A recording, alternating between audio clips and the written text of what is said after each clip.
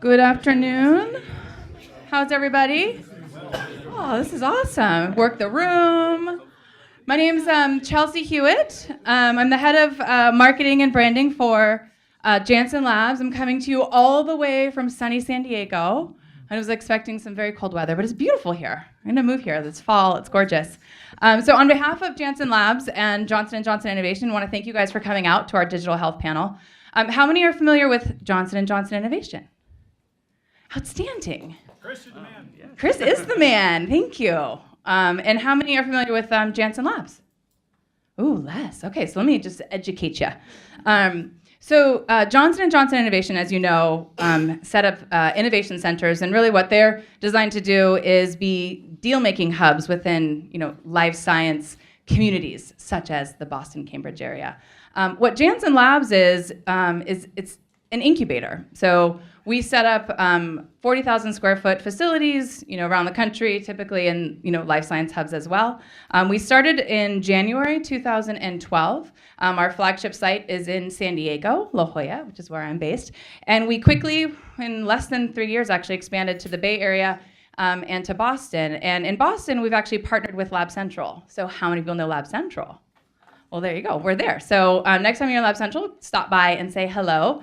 And our model is, our model is that we're trying to provide entrepreneurs, innovators, access to capabilities that you would have normally at a large organization like J&J. So things like conference rooms and equipment and lab equipment, intranet so that you can book all that equipment are all things that we provide. We also have, HR concierge service for the company so that they can get benefits and manage their payroll. And we also produce educational programs such as this. So we convene, dialogues around industry hot topics, and we also bring a lot of different funders to the table. So there's an event flyer actually out on the front desk, so I would encourage you to grab it. We've brought folks to Boston such as the Wellcome Trust and NCATS and NCI and Orbimed. So we typically look at who is working with early stage entrepreneurs, and we bring them to the table and set up one-on-one meetings. So we would welcome any feedback that you might have on who you'd like to see us bring, and we'll coordinate it. So with that, I am going to turn it over to the man. He is our digital innovation lead for Johnson & Johnson Innovation. He's going to also be your MC for the afternoon and take us through not only a great session of company demos, but also a panel this afternoon. So, and then followed by networking reception. So with that, if you have any questions, I'll be here. We will be live tweeting from this event. We are also filming. So if you are active on Twitter or would like to live tweet, hashtag is JLABSBOS. And so look forward to the dialogue online as well. So great. With that, Chris, I'll hand it to you. Thank you, Chelsea. So let's get to the data. How many entrepreneurs are in the room today? Wow, very good. Andy as well.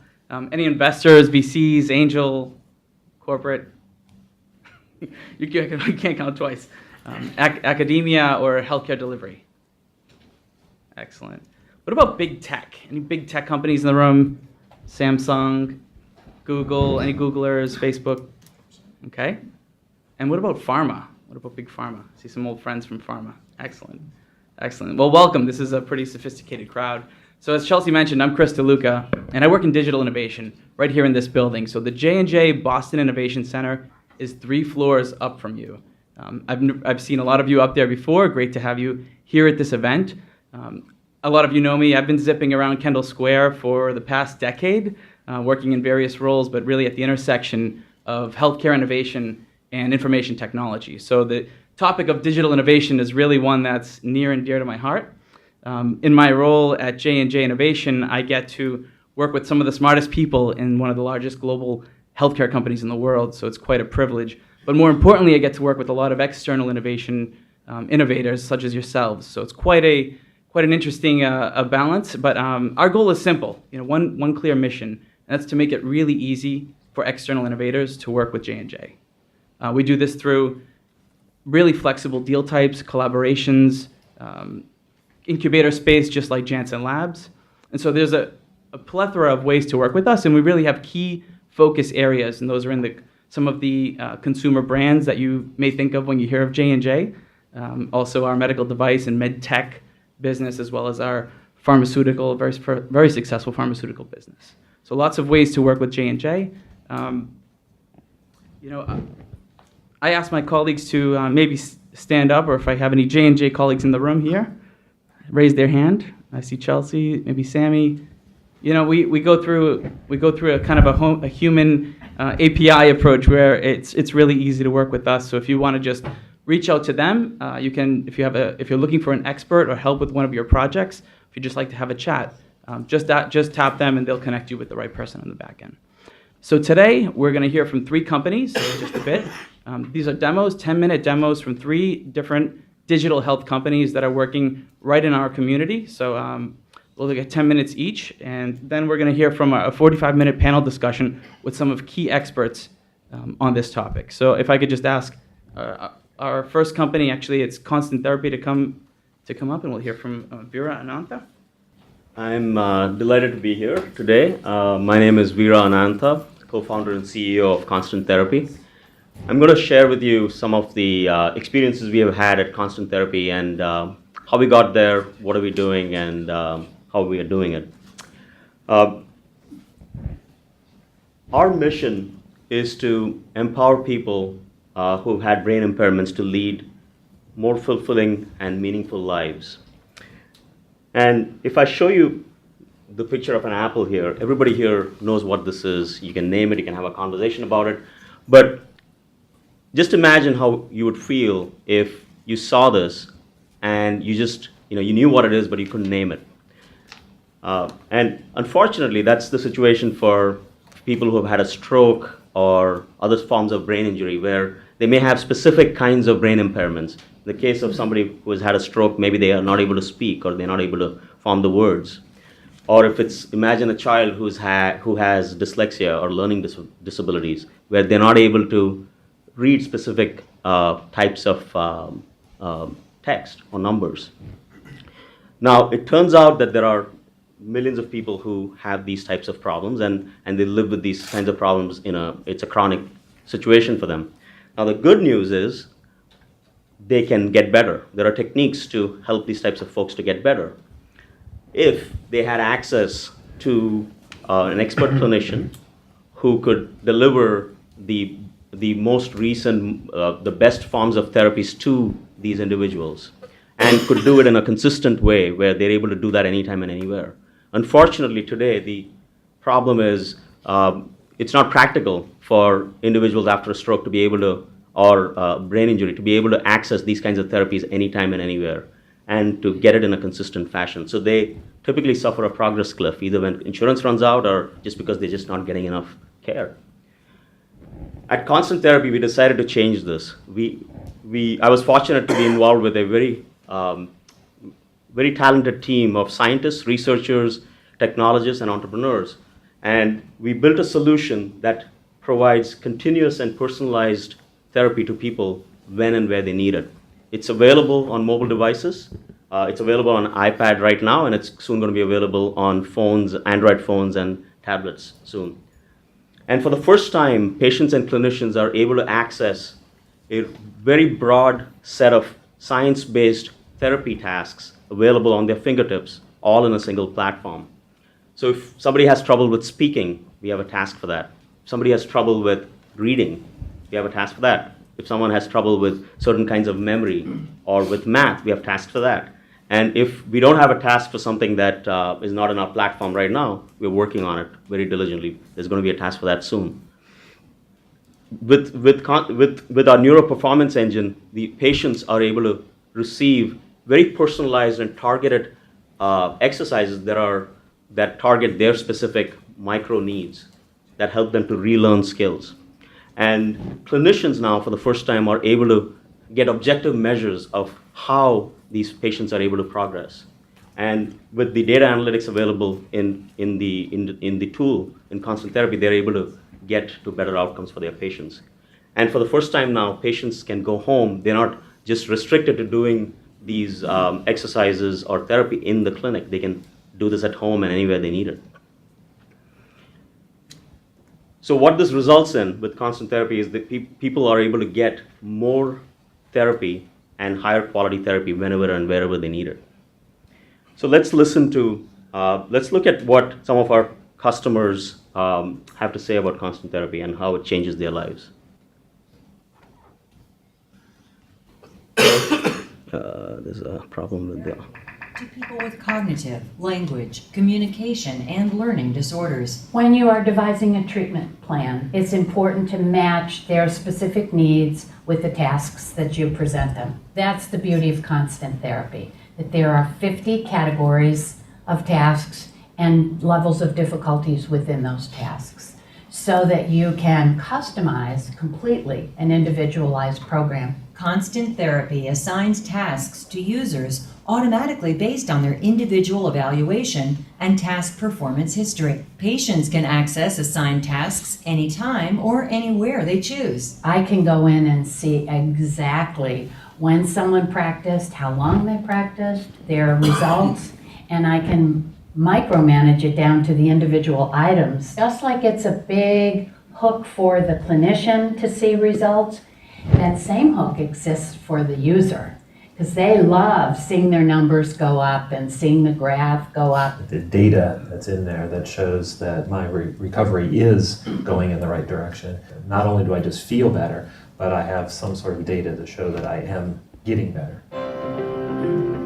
I am a teacher, and I was just promoted to principal, and for 2 months, and I had the AVM. For like 3 months, I didn't talk at all. A constant therapy is miraculous for me because I have it on my iPad, an app, and when I go to doctor's appointments, I take out my constant therapy and do problems, tasks, until my name is called, and then I put it away. And then on the ride home, when I am waiting for the ride, and even sometimes in the ride, I will be doing constant therapy. And every year I have made progress. Even the superintendent of Lynn Public Schools just saw me Tuesday, and she said, "Mary, you talk almost perfect." And I said, "Oh, thank you." You know, every time I see this, it melts my heart. This is priceless. This is why we started this company, and this is why we're building it. You know, whether it's Mary who is able to go back to work, or it's Captain Horan who got shot in the head after serving in Iraq and got back and is still recovering from the head injury using constant therapy, or it's a kid who is using constant therapy at home to supplement what the special education teacher is doing for her in the school. We hear stories like this all the time, and it motivates us to do more and build a better solution. And I think this is the kind of solutions that we should be building if you think about digital health and mobile health and what can be done with big data in healthcare. Now, in addition to all the powerful testimonials and subjective feedback we get from patients, we also have some research behind constant therapy, and we have some publications that have recently come out that talk about the efficacy of how this works in different types of individuals. And over the last year, since we have been in beta and since we have recently launched the commercial version of the product, we have seen our user growth grow exponentially, and we've been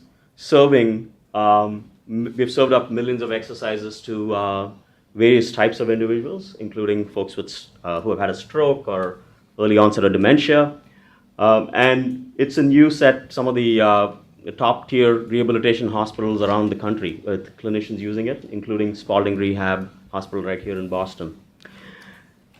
Now, but that's not where it ends. What we have been able to do, and we can see this with our data, and we see this every day from our patients, we have taken what was traditionally a sporadic therapy experience for patients on the left to becoming a lot more continuous, systematic, and always available therapy for patients. So These are real user data, and you can see what's happening when constant therapy gets introduced for that individual going from the left to the right. They get much more therapy than they would have otherwise gotten. And because of this, there's a lot of possibilities now open up. So in a recently published clinical case study, a patient who has been using constant therapy, this person still uses constant therapy, was done with their rehabilitation in the clinic. They had been at home, they're working at home, and the wife of the patient as well as the clinician noticed a very dramatic drop in performance in constant therapy for this individual and identify jointly that this person had a silent stroke. And by definition, with a silent stroke, you just don't have too many signs telling you that this person has a problem. Obviously, this is life-changing for that individual. And because of clinical intervention, they're back to making progress again. And as you can imagine, that this is just the tip of the iceberg in terms of what you can do with the data. We're working with researchers and scientists now to start analyzing the patient progress trends, what actually does work, what doesn't work in terms of therapy. For the first time now, you can start seeing objectively over long periods of time what actually does work in these kinds of situations. And you can start looking at population trends. What happens to specific types of individuals who may have had a stroke or onset of dementia or specific types of age groups and so on. So we're at the beginnings of this journey, and if we're already helping thousands of people every day, and if you know somebody who needs constant therapy, it's available on the App Store for the iPad. Please spread the word and get it to the people who need it. Thank you.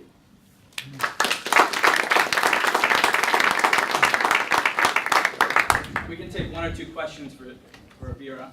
Any questions for constant therapy? Yep. What's the business model? Yeah, so we recently launched a pricing model where patients pay a subscription fee. So it's available right now for after a free trial of 30 days, it's available for $19.99 per month or a discounted rate of $199.99 a year. So no insurance yet? Not yet. We are talking to several insurance companies. They're very interested in it, and we are working with them on what's the best way to look at reimbursement models. Yep. Last question, yes. So how did the FDA consider constant therapy? It's not covered under the FDA guidelines, the recently released FDA guidelines. So this is not covered under those regulations. Round of applause. Thank you very much.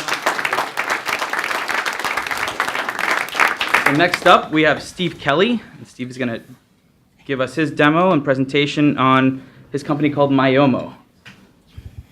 Well, hi, everybody. I'm very happy to be here. I do feel like the analog guy in the digital room, though, I have to tell you. So I'm Steve Kelly. I'm a local entrepreneur. I've started several companies over the decades, 4 out of MIT, this being one of them.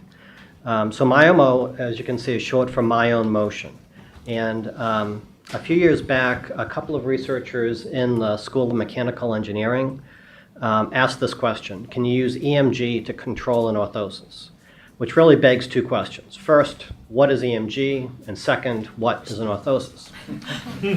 So EMG is the electromyographic. So when you think about moving, your brain sends a signal down your spinal cord, your muscles contract a little bit, and that contraction throws off some electrical noise, exhaust in the form of electrical noise. That's EMG. And an orthosis is a fancy name for a brace. But when you get into reimbursement, being an orthosis is very useful. So the answer to the question was surprising. It was yes, and actually that got proven in 1967, before they landed on the moon. So to me, it's one of the interesting parts of the story. It's got this sort of steampunk sort of history to it, and it just sort of didn't really take off. And the reason is because it was 1967 and it was really hard. So fast forward to today, and this is an orthotics and prosthetics practice. There are about 3,000 of these in the US. And if you're unfortunate enough to need either a prosthetic or a brace, this is the kind of place that you go to. So what Myomo has developed is this arm brace that gets worn on the body, and it consists of electrodes that are non-invasive, so there's no surgery involved. They sit on the surface of the skin. In this, it's an arm brace, so you have a motor, you have a battery, and the way that it works is the electrodes act like a microphone, so they listen for the EMG signal, and then the signal processing figures out what you're trying to do, and it provides a proportional assistance. So if you think about moving a little bit and stopping, it stops you here. If you think about moving fast, it moves your arm up fast, like your arm does. So that's kind of interesting, ish. Who cares about this? Well, to be honest, we started this out on spinal cord injury, folks, incomplete C4, C5 injuries, and the team showed that a person who couldn't overcome gravity was able to make and sustain a contraction. And then the head of, the doctor we were working with from Spalding was the head of the stroke program at Spalding, so he asked the team to look at stroke, and they found that it worked well on that population. And then as we rolled it out, these O&P practices, they started to pull it in other directions. So BPI is brachial plexus injury. Happens a lot, not a lot, but often when it happens during birth. It's when the shoulder bundle gets damaged of nerves. But it also happens frequently from traumas, auto injuries, things like that. Incomplete spinal cord injury. ALS, so people who they can still pick something up in their hand, but they can no longer get their arm, hand up to their face. We'll get provision with this, and we have very happy cookie eaters at the end of the sessions. And also late stage MS. So this is a typical stroke, chronic stroke.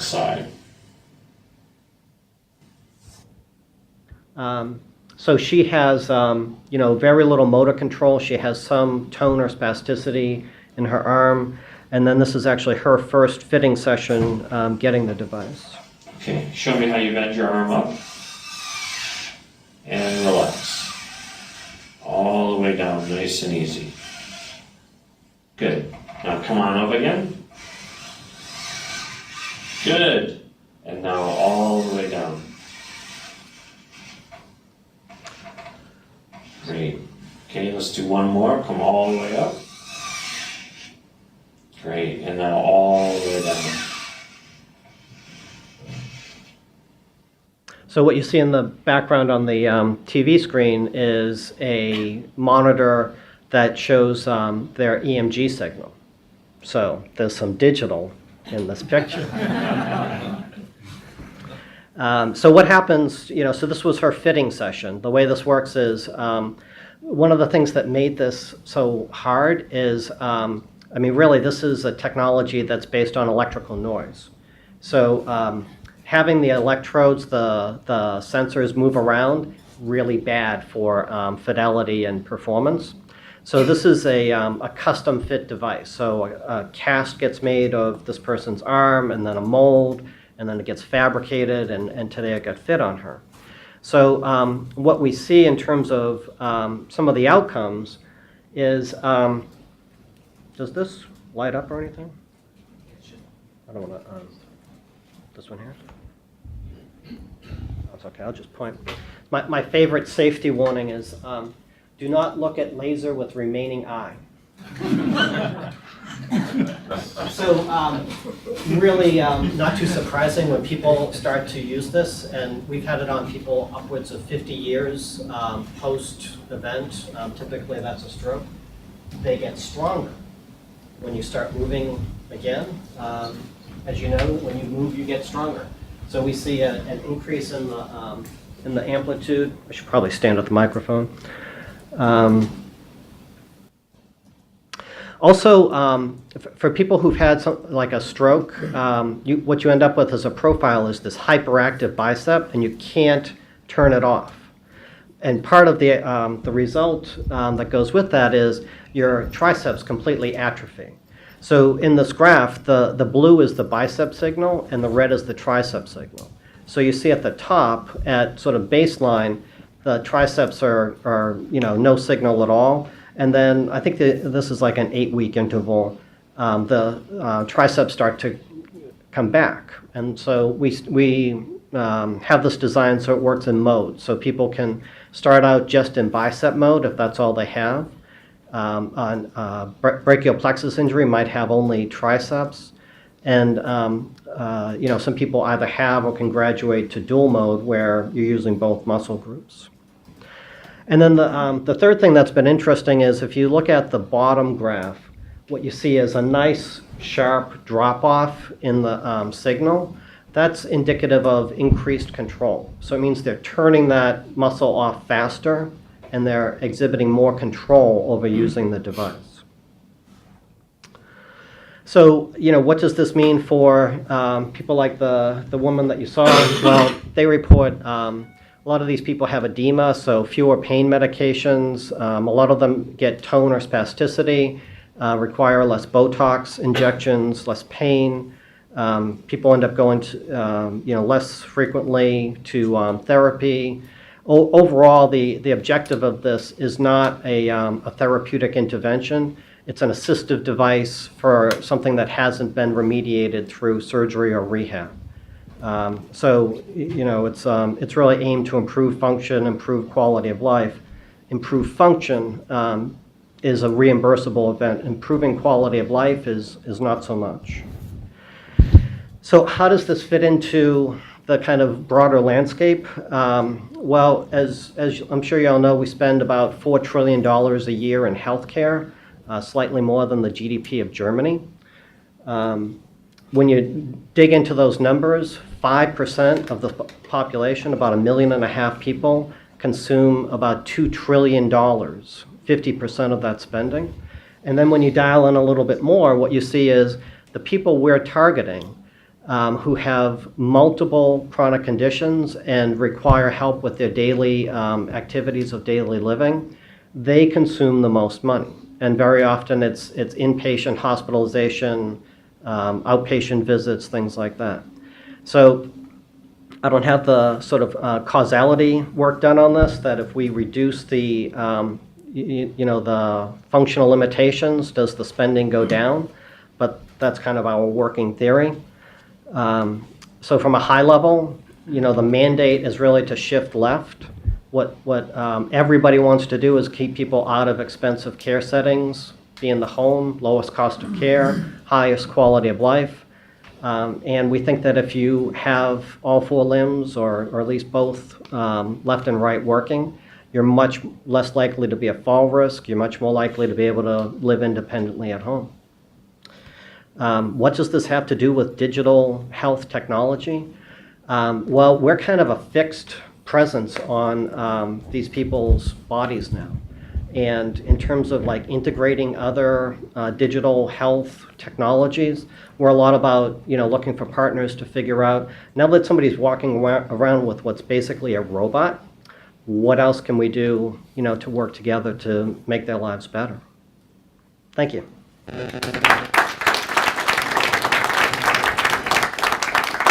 One question? Yes, sir.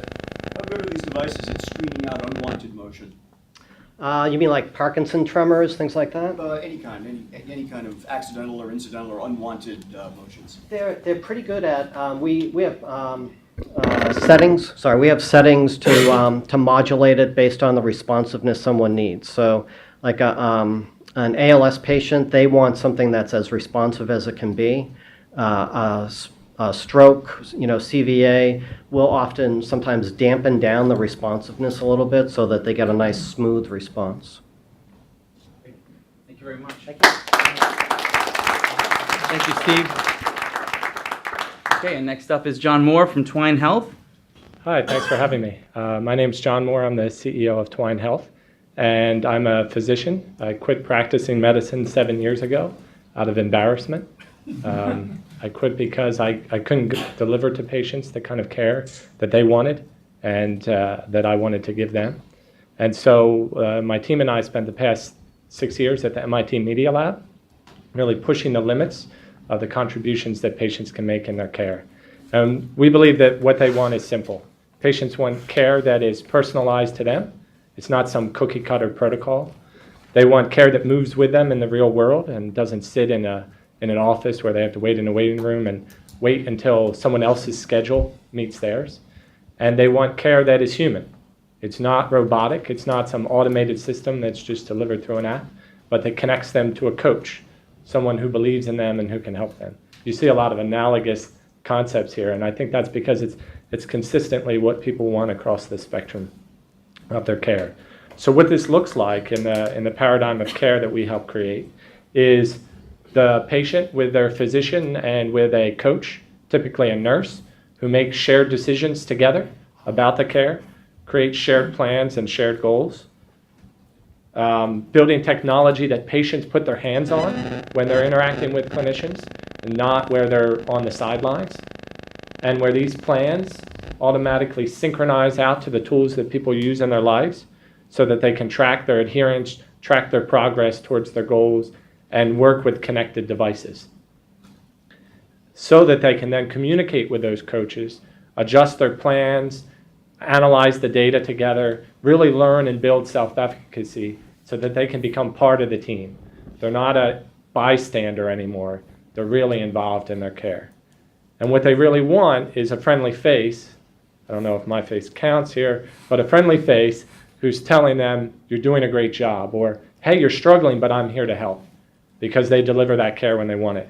And where this ends is not just the medical system, but allowing family members to be involved in the care and allowing patients to develop the self-efficacy that they need so that they can help coach, other patients to success. So at the end here is patient working with a peer with the same kind of data flowing that they get with a clinician, but they're part of a team. So now we're taking resources that are free to the healthcare system and helping people work together. Now that's what patients want.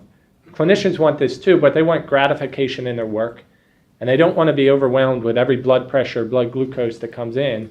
Instead, they want to think about the well-being of their patients. And that's what Twine really helps to deliver. It helps to create those personalized goals and plans, but to help us work as a team efficiently to drive down healthcare costs. So Clarissa is a health coach, her iPad on the left-hand side, and Peggy is her apprentice patient who's really working together with her. And what Clarissa does is uses Twine to identify within her population of patients, at first, who needs a plan, and especially who needs a plan most urgently, by doing analytics on the data to analyze risk. And Peggy is one of those patients. And she helps Peggy explore, where are you now with your blood pressure? What are your risks? What is your motivation? And then move to actually create a plan together where they look at what is the real benefit that I can get from each of these items. Currently, this data comes from studies, but now we will start driving it from real data from the population. So we're crisping up plans to make them extremely personalized and to help to not automate that, but augment the relationship that the clinician and the patient have together. Again, just like the other video that I showed you, that plan synchronizes right to the patient's device. But as the patient tracks their progress along the way, this gets filtered through Clarissa's dashboard that really helps her to see, what do I need to know now and why? Who needs my help? Who needs my support? So when we flash forward a week here, what Clarissa does is reaches up to her population dashboard at the top and says, who's having adherence problems, right? Who needs my help? And Peggy surfaces to the top of that list. She digs right in and sees all of Peggy's data, every one of her blood pressures, every medication adherence, and she reaches out to her because she sees that the past 3 days, Peggy's not Peggy, right? She's not doing her thing as she was before, fires off a message, and eliminates that gap in care. what we find is that in the first month of care is really where the struggles people have. So 50% of patients stop using their meds in the first month. It's usually a very simple thing. They're having a small side effect like a cough, and they just need to change their med. But calling up, getting that mean person at the front desk, sitting in a waiting room, it's just not worth it. When you lower the barrier and you have a human on the other end that has the same goals that they do, they reach out immediately. And prescriptions not getting to the clinic, so we eliminate those. That's 75% of the battle. The other 25% is those patients who really have more recalcitrant problems in their diabetes, in their hypertension, in their asthma. But because all those small problems are whisked away out of the clinician's workload, they can really focus on the complex things. So we did a randomized controlled trial with the Massachusetts General Hospital with a primary care practice. Standard of care for hypertension management is that 30% of patients reach their goal blood pressure in 1 year. And the cost of that is $250 per patient per year. So this is data published by the Center for Medicare and Medicaid. We were able to help 100% of patients reach their goal blood pressure in 3 months. So it's dramatically improved outcomes in a fraction of the time. And the cost per patient was $70. We didn't achieve this, the patients did. And they did it in collaboration with a clinician coach. In fact, the cost was so cheap here that a doctor was never involved in the care of any of these 20 patients in the study. And on average, patients dropped their blood pressure 26 points in 3 months. A lot of studies out there are getting 2 or 3 points. And that's because they're pushing things onto patients.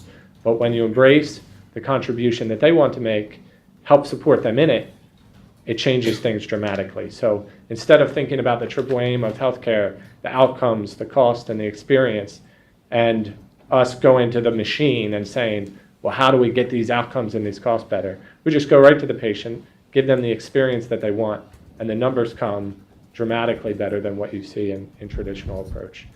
The way we think about this tool being delivered is it's free for patients.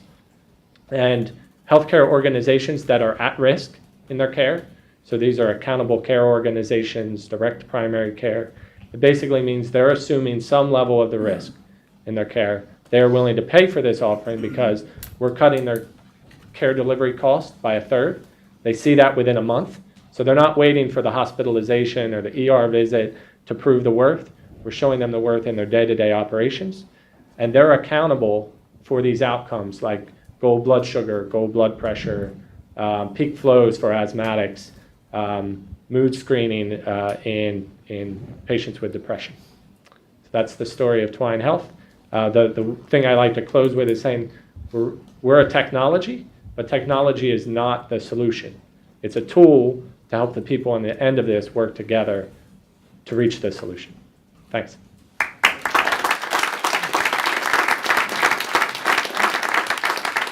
One question for John. Yes, Andy. What does adoption look like? So adoption, currently we have 92 patients using this at 6 clinics, 3 in Boston and 3 across the country. Currently so that other than that randomized control trial, our patients in those study, 80% of those are currently at goal blood pressure. And most of them have only been using it for 1 month. So we think we're exceeding what we did in the studies, but we'll see how that plays off.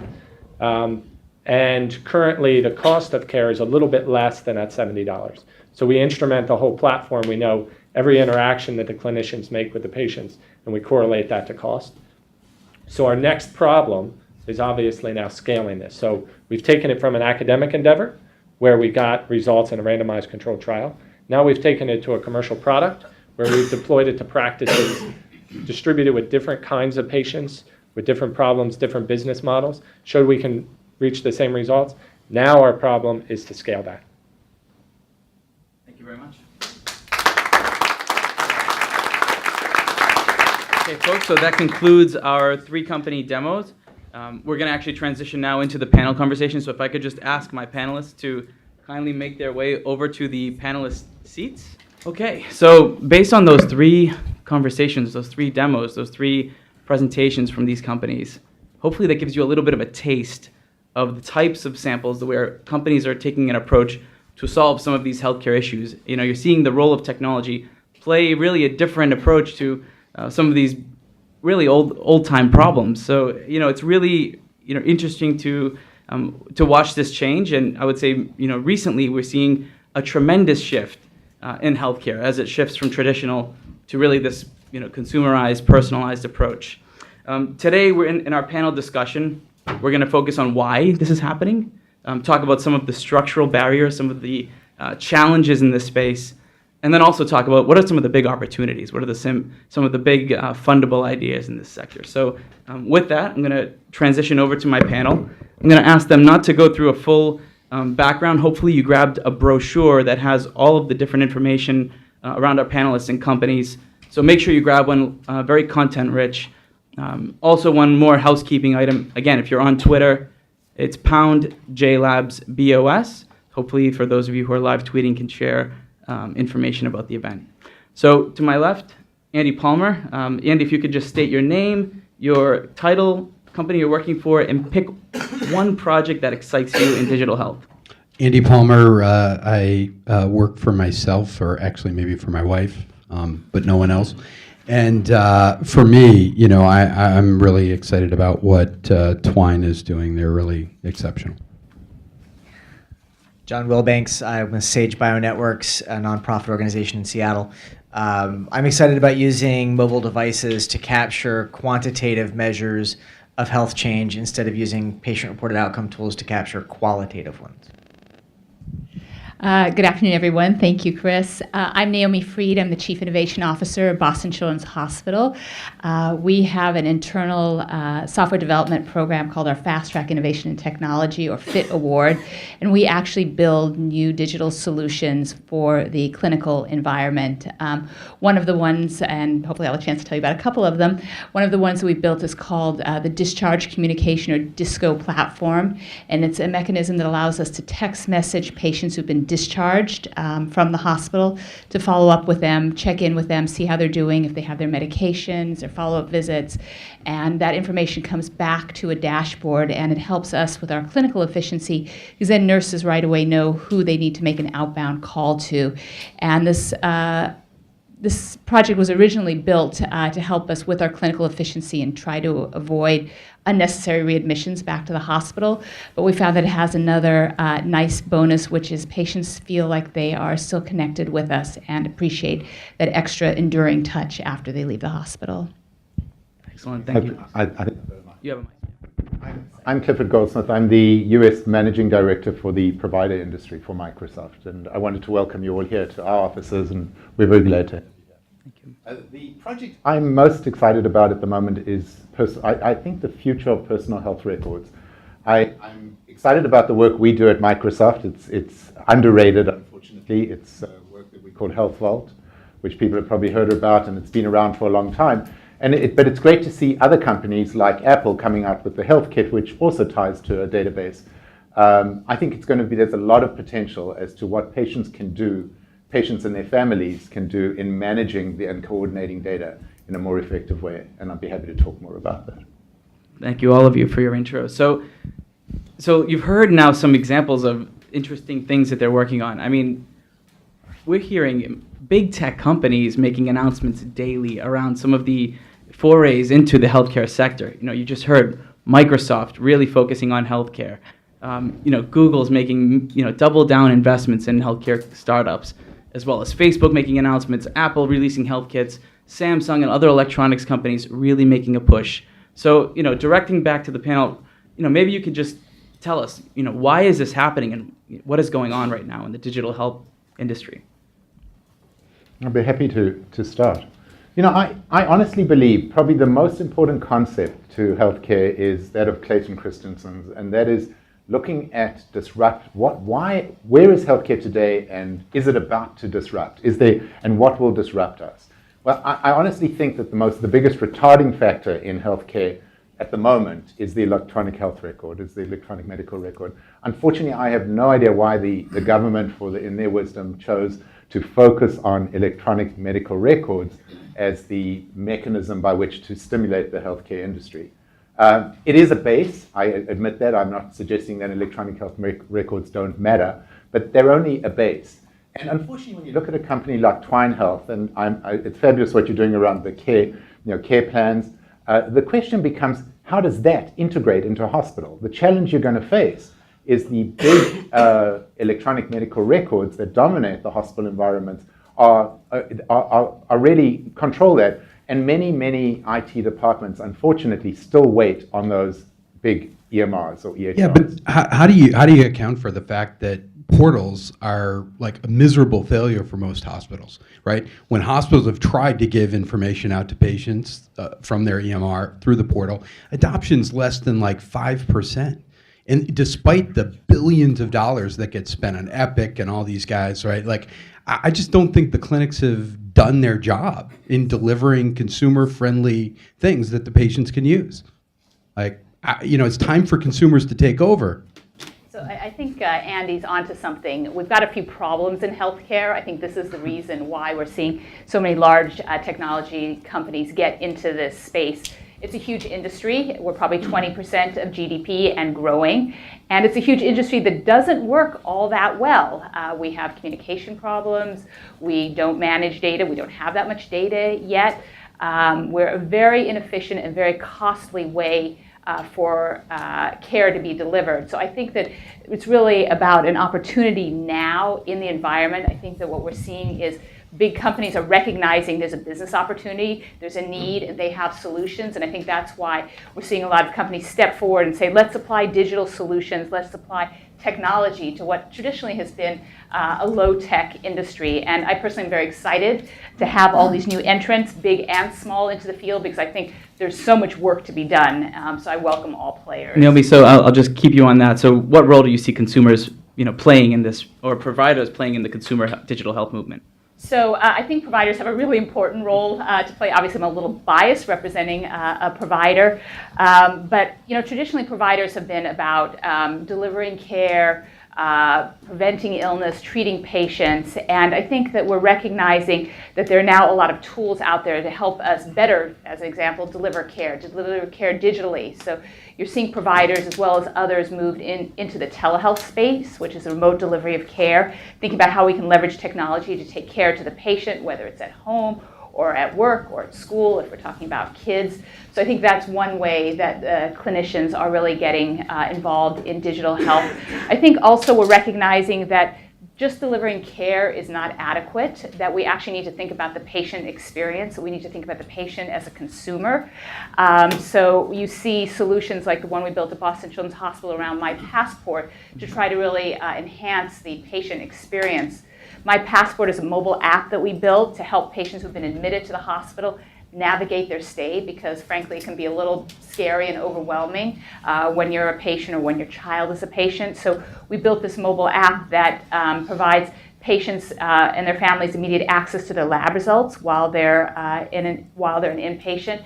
It also shows them pictures of who's on their care team, including their names and their titles. So suddenly you can figure out who all these people are that are coming and going from your room, as well as access to what the plan of care is and the ability to send questions back to the care team.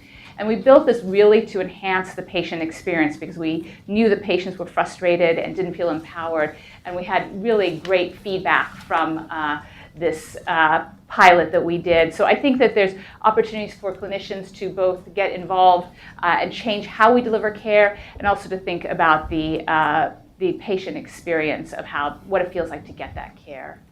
But I mean, I think if you go back to the issue of sort of consumers and EMRs and the experience, I mean, we would not accept the errors in our banking record or our credit record that we accept in our medical record.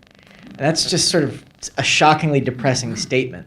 When you try to do research on EMRs, you find out pretty quickly that anywhere from 20 to 25% of the record is wrong. It's been keyed wrong. It's been translated wrong. It's worse than that. You probably have never seen your medical record in its entirety because nobody will show it to you. Right.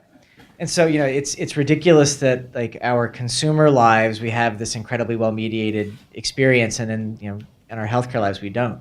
And we sort of accept it, whether it's, whether the portal's good or bad, it's still a very passive experience where you are granted a copy of some information about yourself. Yeah. And so I think a lot of it does have to start with the consumers, the participants in research, sort of just basically saying that we're not going to take it anymore.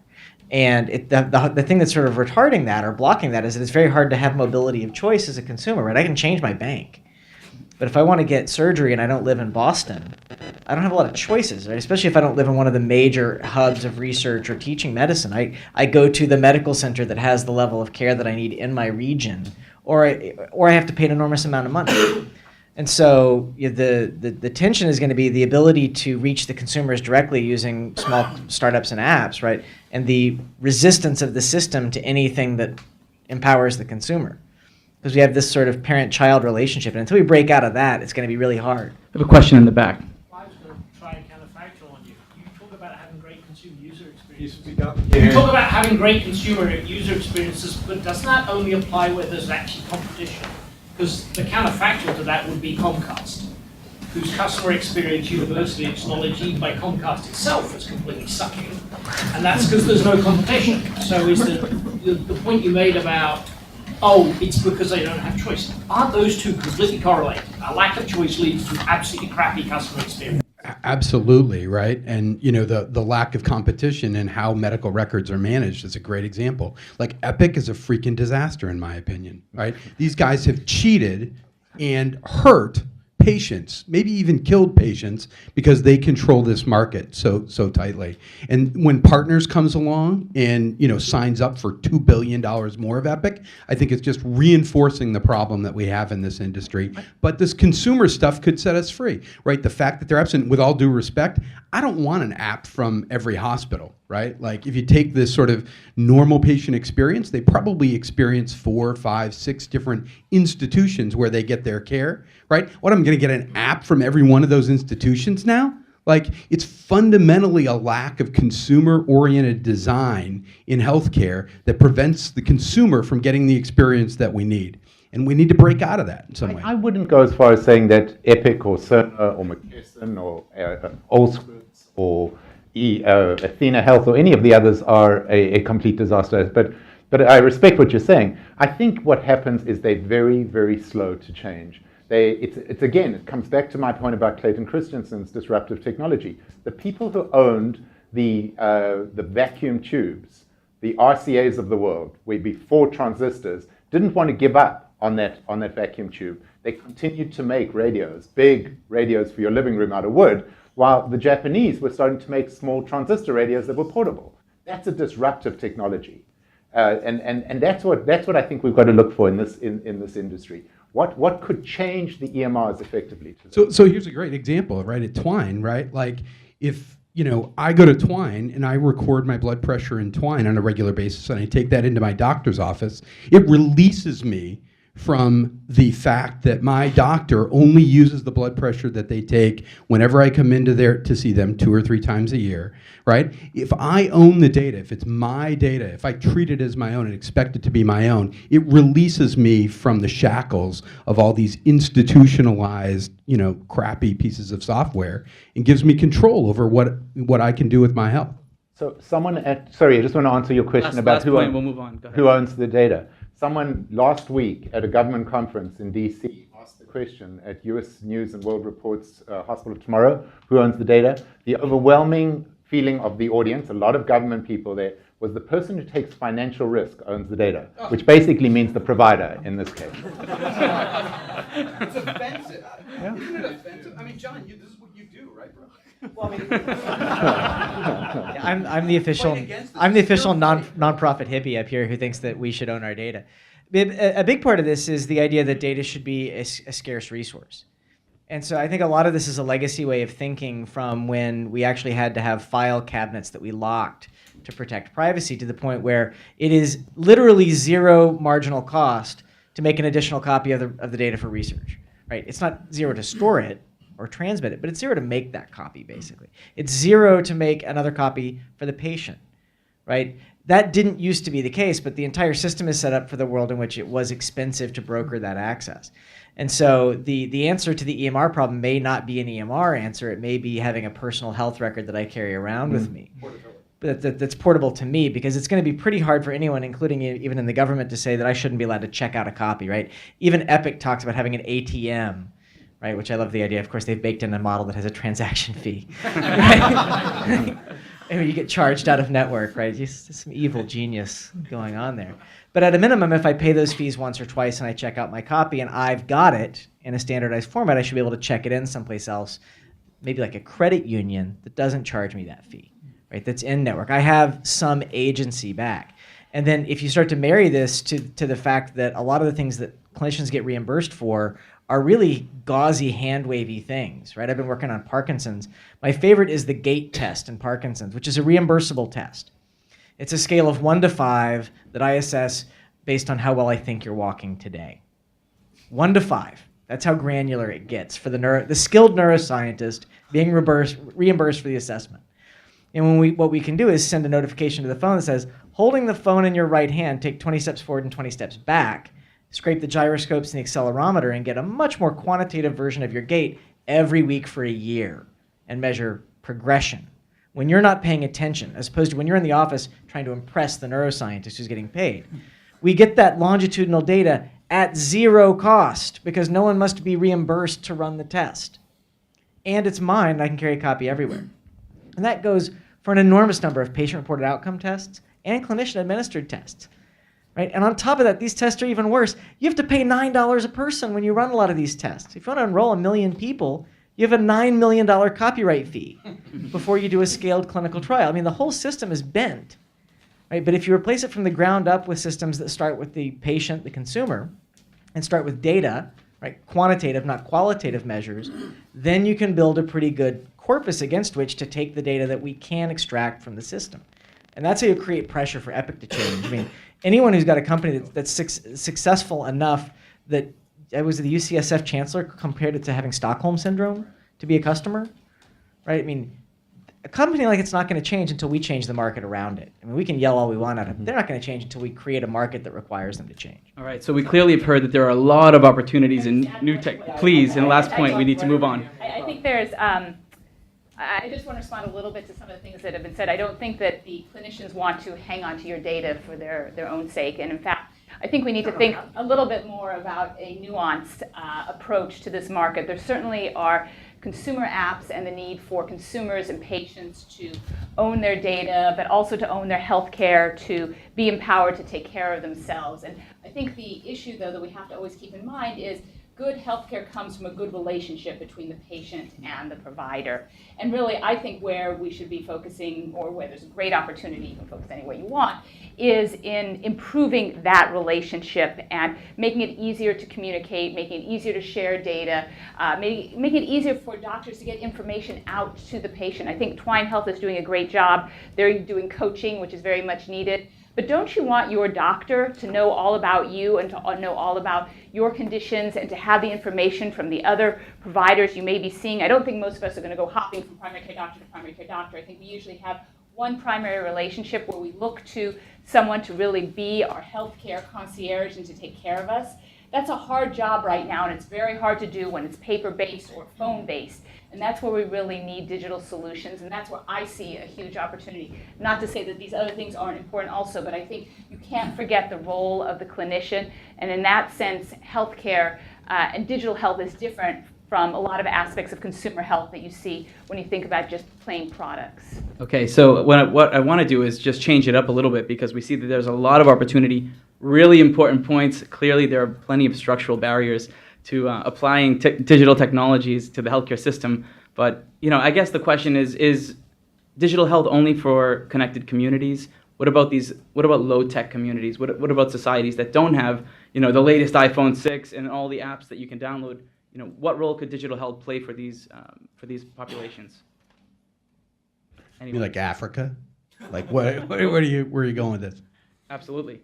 Well, I think, like yours has done some great work here, right? Like, I mean, there are communities where it's actually an advantage not to have this screwed up institutional morass of systems and people and messed up incentives where you go into a country that has no infrastructure and you start from scratch, you can do some things that make sense. And so in some ways, especially single provider countries have a huge advantage. I know this is true in genomics research, right? In the UK or Sweden or any single provider country, they can have these databases of genomics information and overlap it with all this amazing phenotypic data really, really quickly. So I think there's a real opportunity, and well, it's not necessarily an opportunity that you're going to take, right? So we have a chance, which I hope we take, to use design to make a lot of these interactions more transparent to people who might not have the educational or economic background to understand the interactions they're having in a hospital. You know, I've spent a lot of time in hospitals in my life because of family issues, including recently. And I mean, I understand 90% of what gets said, but I'm the only member of my family that does. And there's not been any effort to apply interaction design or graphic design or any of these other non-jargony ways to make decisions transparent to people or complex situations transparent to people. Doctors come in and spew jargon. Consent forms are packed full of jargon and written by attorneys. You have 2 minutes to sign one, right? There's not any attempt to give people agency over the content of the healthcare decisions, right? And so it's up to the clinician to do that, right? And so if you have a good clinician and a good relationship, they'll spend the extra 10 minutes to explain why a procedure is being done, what success looks like, right? Or the rationale, but that's not baked into the system. And that's the sort of thing where it's not a technology problem, it's an approach, which is sort of saying that we're going to take iconographic approaches to complicated jargon to help you understand a task that you're being asked to take can make an enormous difference. And if we take the route of consumer tech, right, consumer tech is sort of designed in a way that makes you ignore complexity. Like, oh, don't worry about your privacy at Facebook. We'll take care of that, right? That's not how I'm suggesting this should go, right? We can make, people are capable of understanding complicated things about their health, but we've got to put some work into the design of how we communicate those things. A, so the clinician knows how to talk about it, right, in a way that's contemporary and modern. B, so that the patient has the ability to explore that information offline or after they stop talking to the doctor, right? But we have to trust people to at least understand some of this stuff and try to communicate with them in ways that facilitates that relationship. Because right now, if you're not a member of the elite, whether the economic elite or the intellectual elite, the odds are that you do not understand what's happening to you most of the time that you're in the healthcare system. Things are being done to you, not with you. And design is the opportunity. And it's going to come because the healthcare system has some of the worst interaction design in the world. It's going to get fixed. And the question is, does it get fixed in a way that lifts everybody up or just people who know how to work iPhone? So to get back to what I think was the question about whether there's an opportunity for digital health in the developing world or beyond the US, I would say absolutely. I think that the penetration of mobile phones around the world is huge, and that provides a wonderful platform for connecting with people, with patients. So programs that help with prenatal care, where information is delivered via text message, can have a phenomenal impact. So I think there's really an opportunity to change outcomes, leveraging all types of digital technology, even what we consider sort of low tech right now. The mobile phone and the text message can be very powerful, and I think we're seeing sophisticated examples of that here in the developed world, but lots of opportunity, and I think we'll see more of that, and I think it's terrific. I don't want to ignore the poor in the U.S. That's the only point. I was going to say, I agree with you, Naomi. There's huge opportunities for low tech in the third world, where I come from, South Africa. And, you know, a phone infrastructure, because there is no infrastructure, the cellular phone infrastructure is really great. But here in the U.S., there's opportunities as well. Microsoft's just invested in a product together with a company called TrackPhone. I don't know if you've seen this. They do text messaging, and they do it for the poorer and sicker populations. So we've actually got an agreement with Medicaid and we're testing a pilot in Florida together with Community Health Network. And the idea is to give Medicaid patients a low-end phone. So today they get a low-end text phone, which has limited capabilities, but you can do some things. The newer phones that we're about to release, or just releasing, the Nokia phones, the low-end Lumias, you can actually have a smartphone, a full functioning smartphone for $60. So you're talking about a really low end price. And so we think that's pretty disruptive in that market. And we'll be testing this pilot in Florida initially and then rolling it out to other communities, particularly Medicaid communities. Well, and like Esther Dyson's Hiccup project has done a lot of work on the text message based sort of rollout. I think if you can marry that to the ability to actually explore the information afterward on a smartphone, then you start to get someplace. Yeah. But right now the idea is that you're going to go to PubMed as a patient, right? And all the papers are $35, right? We don't have an architecture that empowers the individual, whether they're in the U.S. or elsewhere, that's very effective. Can I talk about one other side, enabling the doctor as well, in the third world and in the U.S.? These evidence-based guidelines that we all talk about are almost inaccessible when you go to AHRQ and try and look for them as PDF files. Boy, is there an opportunity to make those available. I'm going to take a question from yours right here. Go ahead. Yeah, more a remark than a question. The suggestion was sort of kind of made that Africa equals low-tech.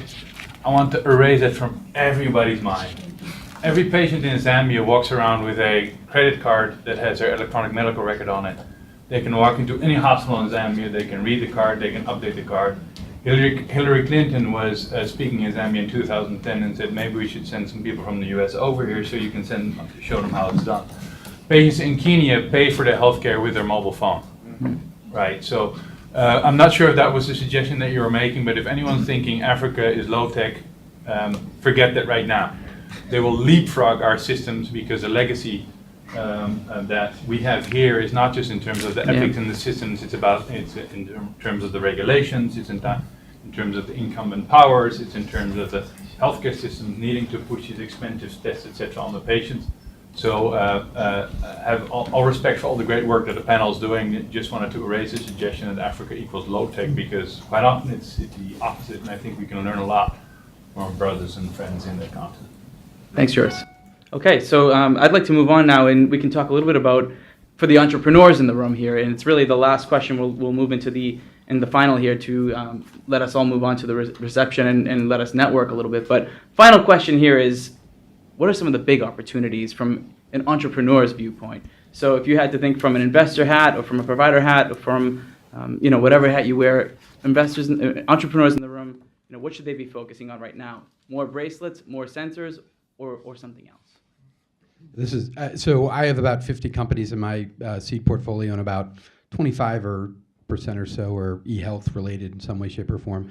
I really believe that this Apple Health Kit thing is a transformational opportunity, and credit to Microsoft and Google for trying with Health Kit and Google Health and things. But like the time has come now, right? This sort of all this patient-generated data has a safe place to live now in Health Kit on the phone. And the Google guys have to come back with something on Android, and that competitive dynamic I think is really going to fuel a huge opportunity because all that data that's being generated can't live in an EMR, right? Like it's never going to get in there, and they don't want to manage it in any way, shape, or form. So I really believe HealthKit is kind of a turning point for us and tremendous opportunities to innovate in and around HealthKit. So just to sort of follow on to that, I mean, I think there's going to be a lot of clinicians and institutions that very quickly think about how to design clinical studies that use mobile devices. And they're going to be really good at that.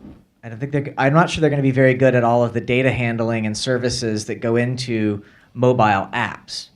And so I think there's going to be, just like there was when the App Store really hit its crescendo, there's sort of that middleware of being able to provide services that apps can connect to that handle things like encryption, de-identification, batch processing, right? Those are things that are really valuable to someone who wants to run a clinical study using an app, but knows a lot more about the clinical study than the app. And that's maybe not as sexy as like the fancy app that's actually on the front screen of the phone. But that plumbing is typically where the money gets made. That's where the multiples happen, right? So this was Akamai in the early web with advertising, any number of companies that serve app developers. I think there's going to be a real role there because the reality is the healthcare data system is radically different than the consumer app system. Mm-hmm. And we're building 2 of these study apps right now at Sage as a nonprofit. I can tell you, when we talk to commercial app developers about helping us, they are so out of it that it's important for us to actually do a lot of the plumbing ourselves. Because whether it's informed consent or de-identification, a lot of the things that are gravity in the healthcare system are anti-gravity in the consumer system. So that's where I would focus if I was going to do something. You can keep that. I appreciate it. So if I were speaking to the entrepreneurs in the room, which I hope I am, I would say, please help us solve the problems we have now. Please address the real clinical pain points that the doctors and nurses face all the time. You may think the delivery of care runs very smoothly, but I will tell you it does not. We are not communicating well within the hospital. We're trying, but there's still a lot of chaos. We're not as efficient as we could be. If we could be more efficient in how we deliver care, that would lead directly to lower costs. So my pitch to the entrepreneurs is please solve real clinical problems that we're wrestling with.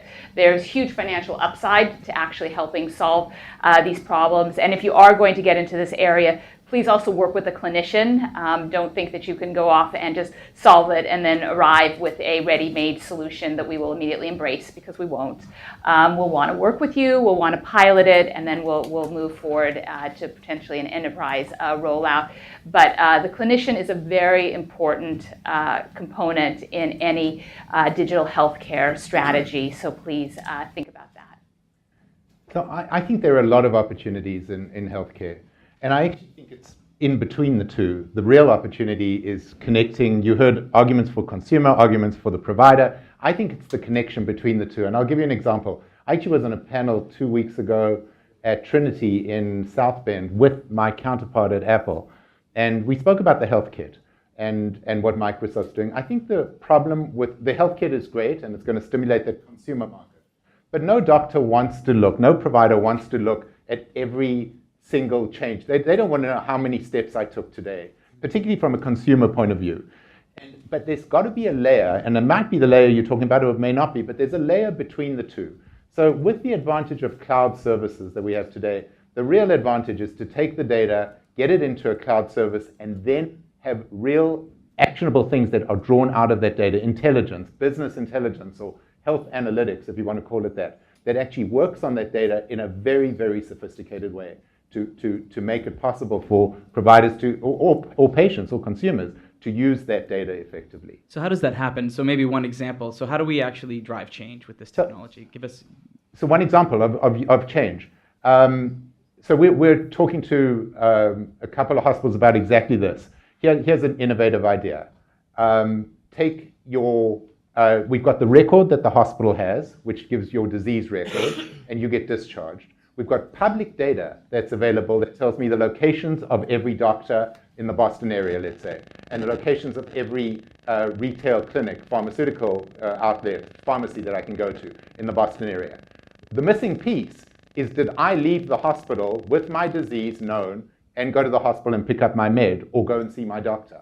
What if a phone app, consumer app, the kind you're talking about, whether it's with the health kit or whether you do it with the Microsoft technology, where that phone app actually could get permission from me to know my location and tracks my location on a constant basis, noting where I go and whether I do go to those known outlets, publicly known outlets, which and can trigger the kinds of interventions that go back to a doctor that says, in this case, the patient hasn't for 7 days visited any of the known pharmacies in the area.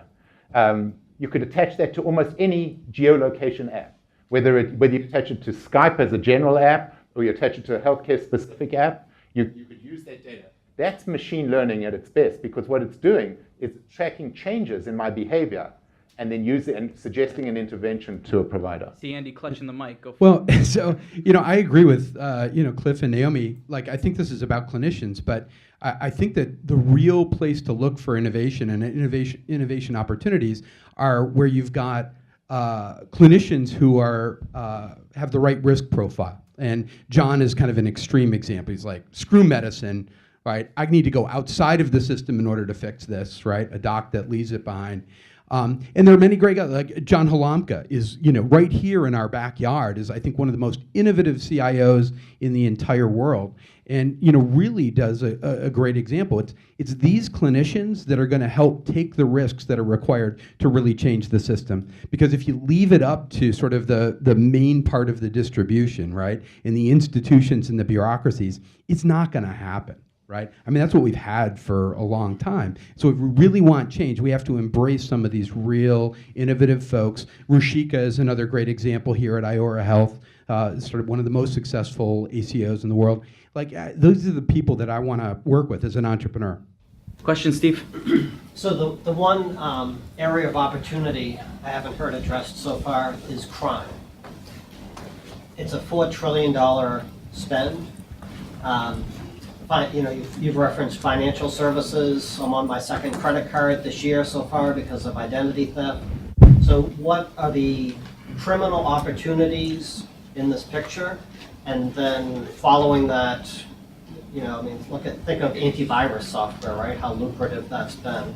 In my experience, figure out where the crime will be, and then, that will paint the picture of where there's entrepreneurial opportunity to avoid it. It's again, I see a lot of that in the analytics space. Understanding patterns of behaviors of providers that are criminally involved or patients that are taking advantage of the system and using that data. There are quite a lot of companies in that space, but that could be extended. The other thing we haven't talked about is wearable devices. That's another area, which I think is significant, a big area. So the medical records there was a big bolus that was for sale a few weeks ago on a Russian hacker site, and they were about $140 per person, as I recall, was the price. And the primary reason you would use those records is there's actually a higher value on records that have prescriptions for anti-anxiety and painkillers. That's the primary black market value of a medical record in the United States, especially now that we've passed the Affordable Care Act, because before then it was impersonation to receive care. And so they would be priced based on how efficient it was to access care. This was actually the first big bulk bolus that's been identified and off of the dark nets for sale. And so at $140 a record, it's actually not worth a lot of protection because there's so many other verification points. I think you will see a lot of deviant entrepreneurship in sort of DIY chemistry. Right? There's a great story where you can actually derive a synthetic analog of meth and have it manufactured in China and mailed back to you in a cutout book within 2 weeks, and the only credentials anyone looks for is a credit card. You've been watching too much Breaking Bad. No, this has actually been done in the last 6 months.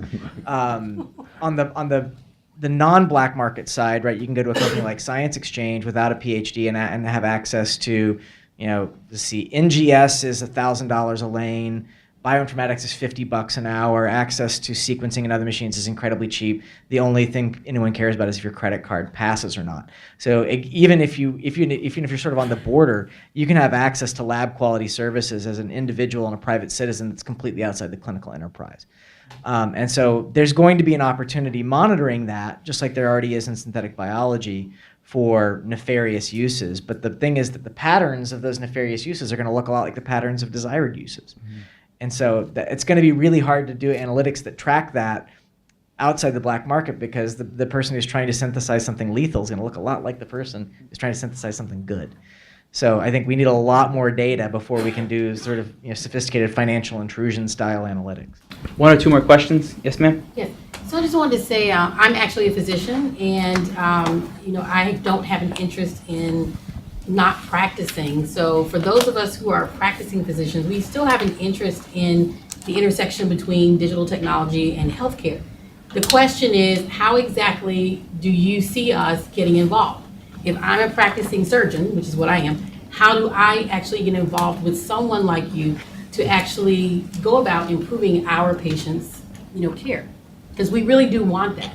So Naomi does that. Why don't you explain? That's the model we have at Boston Children's Hospital. We have an innovation acceleration program where we support grassroots innovation, and the goal is really to empower clinicians to test and develop their ideas so they can apply for funding if that's what they need to move forward to test out an idea, or if it is a digital solution, to work with the developers we have on my team who will actually work directly with a clinician to come up with a new solution and then test it and pilot it. And then our model is, if it succeeds at Children's, if it works, then we go outside Children's and we offer it up, we license it out. So I think it's a great model. I hope that other hospitals, I know I saw Leslie here earlier, the Brigham and Women's is looking at how to create internal innovation capability. There's a number of other pediatric hospitals across the country that are also starting to recognize that some of the best ideas come from those who are working within their walls. I would just say thank you to be a doctor who's here. Thank you. One more question? Yes, sir. Just one more point on the innovation side. There's also, I don't know where you work, but in Partners Network, there's this Summit group. We've actually, Microsoft spent quite a bit of time over the years now, over the last 10 or 12 years, in surgery areas, looking at minimally invasive technologies for surgery, better operating rooms, those kinds of things as well. Take two more questions and we'll keep the answers short, please. So go ahead. Yeah, so I've heard a lot about disruption here, but when you look at some of people's favorite disruptors like YouTube and Airbnb and Uber, that often they, part of their success was their willingness to kind of bend the rules or, apologize and ask permission later. Obviously the stakes are higher in healthcare, but how do we sort of get that same kind of innovation, within the regulatory framework that we have? Or do we go to Africa or India or someplace that doesn't have as many rules? I think the bigger risk is that the status quo sucks already. right? Our costs are higher and our outcomes are worse than anywhere in the world, right? So That hasn't caused us to. the status quo is a problem, right? It's not that we need innovation for innovation's sake. We need innovation because we need to get a lot better really fast, right? I met with the Minister of Science of Life Sciences, from last week from the UK. I pity we don't have it here in the US, but what they really are trying to do is get permission ahead of time from every patient in the national health system so that entrepreneurs and innovators can come in and use that in a reliable and in a controlled way to actually do this innovation. So it may be one of the places to Final look question. I mean, I have a systemic bias there. I think the answer is informed consent. I think the answer is really trying to engage patients in an informed relationship where they can understand that different risks are going to be taken, not necessarily bigger or smaller, but different risks to figure out whether something works better or worse. I think we have to trust people to figure out the answer to that question. Go ahead. I was just out at the Body Computing conference in LA, and there was a lot of talk about Apple and Android, but there was also a whole section on what they called the interlopers. And the interlopers were Walmart, CVS, and Walgreens, and how they're coming into the system. And I wonder if you can speak to that a little bit. Yeah, there's a really cool company here in Boston called PillPack. I don't know if you guys have seen PillPack, but they're really fantastic. And I remember when I first made my first investment at PillPack, I was hanging out with my buddy Joris over at Novartis, and we had this relationship with these Walgreens folks. And I asked them, I'm like, well, how come you guys don't do PillPack, right? Like at Walgreens, it makes sense, right? This is much better. And they're like, oh, we could never do that because of, our pharmacists would be threatened. And so I think that, interlopers come in many different forms, but the existing system has some real white space for innovation, and anybody that's breaking the rules and doing it really aggressively, I think, is a good thing. Lots of experiments. What you've described are the type of interlopers that really are shifting the location of care, which I think is great. I think there's a general need, and we're seeing it across the industry, to deliver care in the lowest cost venue. And it's not always a hospital. It's often not the doctor's office. I think Walmart and the Minute Clinics offer yet another cheaper venue, but there's even a venue beyond that, which I'm very excited about, which is in your home via your cell phone or your computer. And so I think we need to constantly be looking at that shift and how to move more healthcare in the direction of the lowest cost venue. So I'm going to just ask the panel, any final remarks for future predictions in digital health, near term, long term? What does the future look like? It's here to stay. I think we're just at the tip of the iceberg. I mean, I think we're very excited. I think there's a lot of froth in the market right now. A lot of people are very excited about very simple consumer digital solutions, which we have more than we need right now. So I think we still have most of the work that needs to be done ahead of us. But what's exciting is that we do have technology that's not the limiting factor. It's now an enabling driver. And really the challenge ahead is applying the technology in ways that actually make a difference to outcomes and safety and health. Thanks, Naomi. Go ahead, Clifford. One thought about just the future of EHRs. I'm sure that within 10 years, we will have a set of apps, 60, 70, 80 apps in hospitals. And that's where your Twine Health would be really powerful, because those apps could be set up in whatever your normal role is, and depending on what your work is, you would have a certain set of apps, and patient apps as well that would be all integrated. So I think that's definitely where I think the EHRs will be. Thank you, Clifford. And John, final remarks? Good. And Andy? Long shot. All right, so let's have a round of applause. Thank you so much for the panel. And that concludes our event. So maybe I can ask Chelsea to come back up with some closing remarks. Thank you again. Thank you for the panel. I don't know about you guys, but I was live tweeting and I could not keep up. So this conversation, we're hoping will continue at the reception. So on behalf of Johnson & Johnson Innovation and Janssen Labs, and to our host, Microsoft, we thank you for engaging in the discussion. And thank you guys, that was awesome. So enjoy. We'll have a drink and some chicken.